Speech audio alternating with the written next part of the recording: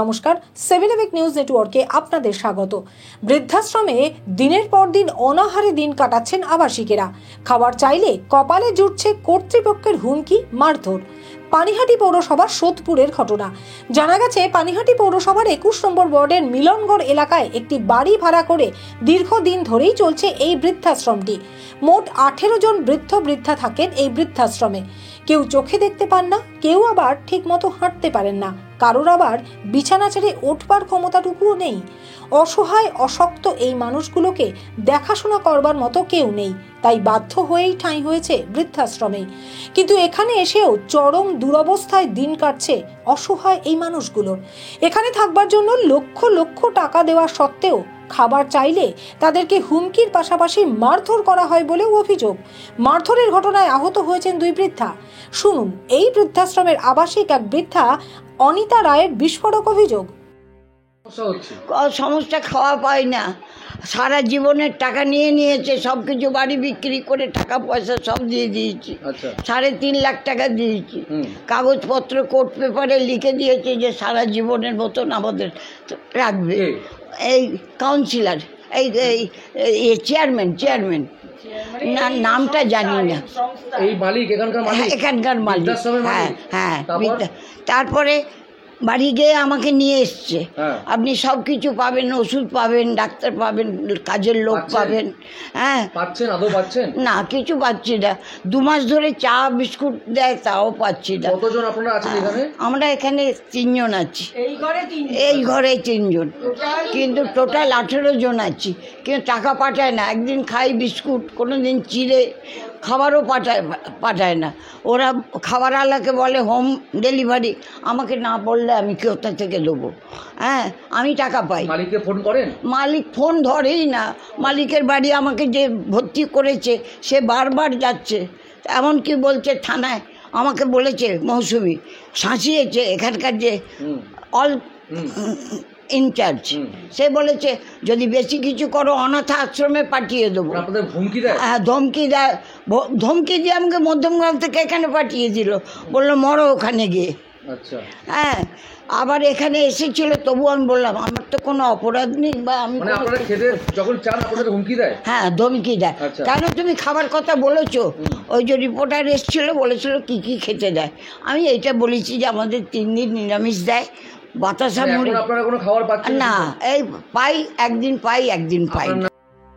জামা কাপড় কাচা থেকে শুরু করে বাসন মাজা, ঘর পরিষ্কার, সব কাজই নিজেদের করতে হয়। দেখা তো পাওয়া যায় না, ফোন করলেও ধরেন না বৃদ্ধাশ্রমের মালিক অরিজিৎ দাস। বিছানা ছেড়ে উঠতে না পেরে ঘরের মধ্যেই মলমূত্র ত্যাগ করে ফেলেন কেউ, কিন্তু পরিষ্কার করবার লোক পর্যন্ত নেই। তার মধ্যেই বাধ্য হয়ে জীবন যাপন করতে হচ্ছে তাদের। কাতরভাবে জানালেন আর এক আবাসিক বৃদ্ধা সন্ধ্যা শেঠ। হচ্ছে এই যে খাওয়া টাওয়া ঠিক মতো দেয় না, আর এই পায়খানার এখানে এনে সব পড়ে রয়েছে, নষ্ট হচ্ছে। দেখুন গন্ধ, আমরা সহ্য করতে পারছি না। এই নিয়ে খুব কষ্ট হচ্ছে আমাদের।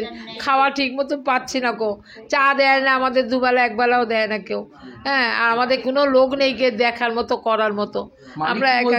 মালিক কিছু বলছে না ওরা সব ঘুরে ঘুরে বেড়াচ্ছে এখন। এই আমার বোনপোরা গেছিলেন অফিসে, বলে পায়নি ওদের।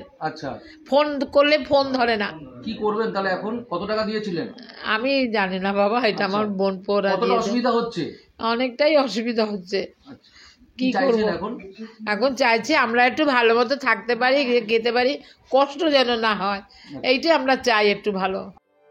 অভিযোগ পেয়ে এদিন ওই বৃদ্ধাশ্রমের সরেজমিনে দেখতে যান পানিহাটি পৌরসভার 21 নম্বর ওয়ার্ডের কাউন্সিলর টুলু রানী দাস।